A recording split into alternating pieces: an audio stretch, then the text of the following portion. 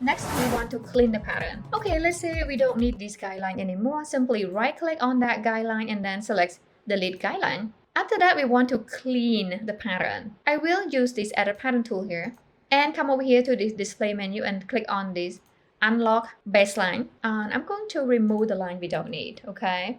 And I'm going to kind of extend this to pattern outline, and some line we need to extend, some line we don't.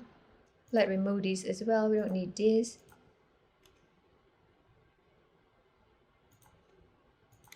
So we are going to extend here to pattern outline. Simply press on Shift, right click, and then select Extend/Trim to pattern outline.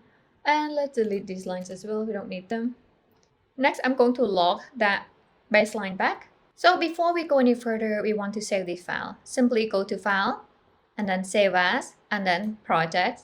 And I'm going to type in Basics Top Pattern. Navigate to my folder, then click on Save. Next, we want to create notches for the pattern. Simply use this notch tool, click one to select, hover the mouse on top over here, right click, and I'm going to type in here 9 cm and then click on OK. The same right here, hover the mouse over this line, right click, and then I'm going to type in 9 cm and click on OK. Right here, we want to create 2 notches for the back pattern. Simply hover the mouse right here, and then I'm going to type in 11 and then click on OK. Now the second notch, I'm going to type in 9 and then click on OK.